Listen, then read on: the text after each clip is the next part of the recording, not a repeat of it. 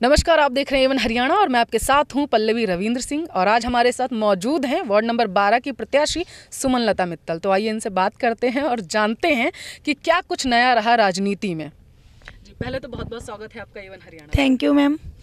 आप हमें ये बताइए कि क्या कुछ आपके मुद्दे हैं जिनको लेकर आप जनता के बीच जा रही हैं। देखिए, मुद्दे तो सब वही हैं, जैसे सड़कों की सफाई है या स्ट्रीट लाइट की प्रॉब्लम है या बच्चों के एजुकेशन से रिलेटेड कोई प्रॉब्लम है। लेकिन मैं चाहती हूँ कि उन्हें कुछ अलग ढंग से, कुछ ऐसे वे में कि कुछ क्रिएटिव लगे बच्चों को, जो भी हमारे भाई बहन हैं, बुजुर्ग हैं, उनको कुछ ऐसे लगे कि हाँ सॉल्व भी हुई है प्रॉब्लम, लेकिन बिना किसी प्रॉब्लम के। मीन्स जैसे उनको ज़्यादा कोशिशें करनी पड़ती है कि हमारी ये प्रॉब्लम सॉल्व करो, उसके लिए उन्हें बहुत ज़्यादा टाइम लगाते हैं प्रत्याशी, ऐसा कुछ ना हो उनके साथ। सुमनलता जी, ज़्यादातर देखा गया है कि जितने भी प्रत्याशी होते हैं उनके साथ किसी भी चुनाव प्रचार में जब वो जाते हैं या फिर किसी कैंपेन में जाते हैं तो उनके साथ उनके प्रतिनिधि मौजूद होते हैं, लेकिन आज के पहले हमने कभी आपके साथ ऐसा कुछ नहीं देखा है। तो इसके बारे में क्या कहना है आपका? देखिए, ये आपकी बात सही है कि जब भी लगभग महिलाएं जाती हैं डोर टू डोर कैंपेन के लिए तो उनके साथ पुरुष वर्ग भी होता है। आप यही कहना चाहती हैं प्रतिनिधि से, लेकिन हमारे साथ ऐसा नहीं है, क्योंकि मुझे लगता है कि एक औरत भी वो सब कर सकती है जो एक पुरुष उनके साथ रह के करता है। वो भी सब कुछ हैंडल कर सकती है अच्छे से। तो हमें ऐसा लगता है कि हाँ, अगर वो अपने काम में बिजी हैं तो हम भी ये सब अकेले कर सकते हैं, क्योंकि हमारे यहाँ पे वैसे भी वुमेन एम्पावरमेंट ये शब्द यूज़ किया जाता है। जब हम खुद कहते हैं कि महिला सशक्तिकरण, तो हम फिर खुद क्यों नहीं कर सकते इस चीज़ को, जब हम औरों को शिक्षित करते हैं। देखिए, मैं एजुकेशन फील्ड से जुड़ी हुई हूँ, तो इस तरह से मैं चाहती हूँ कि औरत की एक अलग आइडेंटिटी भी होनी चाहिए, उसे भी अलग पहचान बनानी चाहिए, ताकि वो अपने आप से भी सब कुछ हैंडल कर सके। आपका कहने का मतलब ये है कि आप महिला सशक्तिकरण को बढ़ावा दे रही हैं और आपका परिवार भी इसमें आपका पूर्ण रूप से साथ दे रहा है। हाँ जी, शुरुआत से ही मेरे हस्बैंड ने ऐसा कभी नहीं कहा कि यहाँ पे भी मैं साथ जाऊँ तो जाना है। वो हमेशा यही कहते हैं कि आगे बढ़ो, करो। उन्होंने मुझे कभी किसी बात के लिए ऐसा नहीं कहा कि तुम ये मत करो या ऐसा मत करो। और उसी बात को लेके मैं भी चाहती हूँ, मेरी भी शुरू से यही इच्छा थी कि महिलाएं जो हैं वो हर एक क्षेत्र में आगे जाएं। वैसे भी हम देख सकते हैं हर एक एरिया में जो वुमेन है वो मैन से कहीं आगे जा रही हैं। तो मैं भी उसी चीज़ को मन में रखते हुए ये सब अकेले हैंडल करना चाहती हूँ। सुमनलता, वार्ड नंबर 12 की जनता आपको जानना चाहती है कि आखिर सुमनलता है कौन और वो कैसे उनके लिए विकास के कार्य करने वाली हैं। देखिए, मेरा जो बैकग्राउंड है वो वैसे बोलते ही हैं कि यूनिवर्सिटी टॉपर है, गोल्ड मेडलिस्ट है। जब मैंने स्टार्टिंग से एजुकेशन स्टार्ट की फ्रॉम नर्सरी, तब से ही मैंने टॉप किया। आफ्टर +2 मेरे पेरेंट्स को एक बार हिचकिचाहट हुई, जैसे नॉर्मली हमारी जो फैमिली है उनमें होती है कि बाहर बच्चे को पढ़ने के लिए नहीं भेजना। लेकिन जो मेरे टीचर्स थे उनका रुझान मेरी तरफ कुछ ऐसा था कि वो सारे हमारे घर आफ्टर +2 इकट्ठे हो गए कि नहीं, इस लड़की को बाहर भेजना ही भेजना है। उसके बाद मैंने फतेहाबाद MM कॉलेज में एडमिशन लिया, वहाँ से मैंने BCom की। और जब मैंने BCom फर्स्ट ईयर की तभी मेरी यूनिवर्सिटी में 3rd पोजीशन आई, तो उससे मेरे पेरेंट्स का कॉन्फिडेंस और बढ़ गया और सेकंड ईयर और फाइनल में मैंने 1st पोजीशन यूनिवर्सिटी में ऑब्टेन की। उसके बाद उन्होंने मुझे यूनिवर्सिटी भी भेज दिया पढ़ने के लिए। मैंने 2 साल कुरुक्षेत्र यूनिवर्सिटी में MCom किया। आफ्टर दैट मैरिज के बाद मैंने B.Ed कंप्लीट किया और मैं as a lecture 4 years Karnal school में लगा चुकी हूँ। तो इस तरह से जो मेरा बैकग्राउंड था एज ए स्टूडेंट, मैंने अपनी रिस्पॉन्सिबिलिटी अच्छी तरह से निभाई।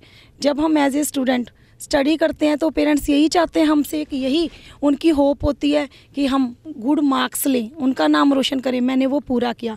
बाद में एज ए लेक्चरर जितने भी स्टूडेंट्स को मैंने पढ़ाया, आप पता कर सकते हैं, उन्होंने बहुत अच्छे मार्क्स लिए। अब लास्ट ईयर भी +2 में जो कॉमर्स में लड़की थी उसके 94% मार्क्स आए थे।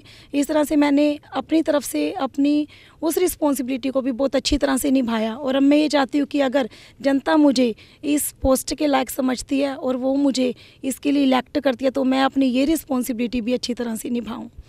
तो एवन हरियाणा के साथ इस वक्त एक टॉपर बैठी हुई है और शिक्षा के क्षेत्र से आप जुड़ी हुई हैं, तो क्या जाखल मंडी की जनता ये समझ ले कि आप उनके लिए शिक्षा के क्षेत्र में काफ़ी विकास के कार्य करने वाली हैं? हाँ जी, मैं सबसे पहले तो जो यहाँ की गर्ल्स स्कूल की प्रॉब्लम है, क्योंकि ये सब फेस करना लड़कियों के लिए बहुत मुश्किल है, क्योंकि उनका जो स्कूल था, जो बिल्डिंग थी, वो भी गिरा दी गई। अब उन्हें एक ही स्कूल में मॉर्निंग में गर्ल्स जाती हैं, उसके बाद बॉयज़ जाते हैं, तो बहुत अर्ली मॉर्निंग उन्हें जाना पड़ता है, तो उन्हें बहुत प्रॉब्लम फेस करनी पड़ती है। तो फर्स्ट ऑफ ऑल तो मैं यही चाहूँगी कि सबसे पहले उनके लिए स्कूल की बिल्डिंग बनाई जाए, नॉट ओनली बिल्डिंग बल्कि educated, competent and capable staff भी अपॉइंट किया जाए, क्योंकि सिर्फ बिल्डिंग से हम कुछ नहीं कर सकते। जब अच्छा स्टाफ होगा तभी हम उनको शिक्षित कर सकते हैं। उसके बाद अगर यहाँ पे कॉलेज की या किसी भी फील्ड में, साइंस के फील्ड में, कॉमर्स के फील्ड में, किसी भी फील्ड में अगर कोई कमी है तो वो भी उसे पूरा करने की पूरी कोशिश करेंगे। आप देर शाम निकली, अभी हमने देखा कि आपका सम्मान समारोह था और आप अभी तुरंत फिर से निकल ली हैं।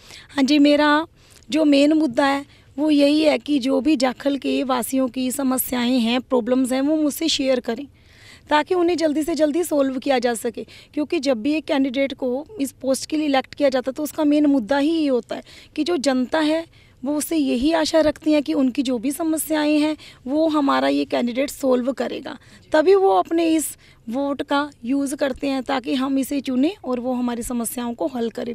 तो मैं भी यही चाहती हूँ कि लोग मुझे अपनी समस्याएं बताएं ताकि उनका जल्दी से जल्दी सोल्यूशन हो सके। वार्ड नंबर 3 में अभी जितने भी प्रत्याशी हैं 3, वो तीनों महिला उम्मीदवार हैं, तो आप कैसे विश्वास जताएंगी जनता पे कि आप उन दोनों से बेटर हैं? देखिए, मैं अपने आप को ये नहीं कह रही कि मैं बेटर हूँ, लेकिन हर कोई कहता है कि मैं बेटर हूँ, लेकिन मेरा मानना ये एक्चुअली में बेटर वो होता है जिसे जनता कहे, सामने वाला पर्सन कहे कि हाँ ये बेटर है। अगर कोई मेरे से बात करके, जो भी मेरा इंटरव्यू सुन के जज कर सकते हैं कि मैं कैसे उनसे बेटर हूँ, क्योंकि अपने मुंह से कहना तो फिर वही बात होगी कि हम अपने मुंह से ही कह रहे हैं कि हम उनसे बेटर हैं, लेकिन ये जनता को जज करना है अब कि कैसे मैं उनसे बेटर हूँ। अब तो ये जनता ही बताएगी। वार्ड नंबर 12 की जनता से क्या कहना चाहेंगी, क्योंकि 16 दिसंबर को अब चुनाव है, तो उसके बारे में कुछ कह दीजिए। वार्ड नंबर 12 की जनता से मैं हाथ जोड़ के यही अपील करना चाहूँगी कि अगर उन्हें मुझ में कुछ अलग दिखाई देता है और जो भी कैंडिडेट खड़े हैं उनसे अगर उन्हें लगता है कि मैं उनके लिए कुछ बेटर कर सकती हूँ, तो वो मुझे सिलाई मशीन का बटन दबाकर कामयाब बनाएं ताकि मैं उनके लिए फ्यूचर में बहुत कुछ अच्छा कर सकूं। और यही मेरी दिल से इच्छा भी है कि जब भी हमें कोई ओहदा मिले, कोई पद मिले, तो हम उसका सही यूज़ करें, ना कि हम ये देखें कि हम पहले नीचे खड़े थे और अब ऊपर पहुंच गए। नहीं, हम वही हैं, उसी जनता में से चुने गए हैं, उसी जनता की भलाई के लिए चुने गए हैं। तो मेरी यही इच्छा है कि मैं उनकी भलाई के लिए ही हमेशा काम करूँ, अगर वो मुझे ये मौका देंगे तो। आपका चुनाव चिन्ह सिलाई मशीन है, तो आपको लगता है कि आप जो जनता की समस्याएं हैं उनको सिल पाएंगी? हाँ जी, ज़रूर, क्योंकि जो एक सिलाई मशीन है, चाहे किसी को सिलाई आती है या नहीं, उसका यूज़ वो कहीं ना कहीं ज़रूर ही करते हैं। चाहे कपड़े बाहर से सिल के आ जाएंगे, लेकिन उन्हें घर में भी उसका यूज़ करना पड़ता ही पड़ता है। इसी तरह कि अगर वो मुझे वोट दे के चुनते हैं तो मैं भी जैसे सिलाई मशीन हर जो भी कपड़ा उधड़ा हुआ है उसको सिल देती है, मैं ऐसे ही उनकी सारी समस्याओं को सॉल्व करने की पूरी कोशिश करूँगी। तो ये थी हमारे साथ वार्ड नंबर 12 की प्रत्याशी सुमनलता मित्तल, जो तैयार हैं जाखल मंडी की सारी समस्याओं को अपने चुनाव चिन्ह सिलाई मशीन से सिलने के लिए। तो देखने वाली बात ये होगी कि ये इसमें कितनी कामयाब होती हैं। फिलहाल आप कहीं मत जाइए और देखते रहिए A1 हरियाणा।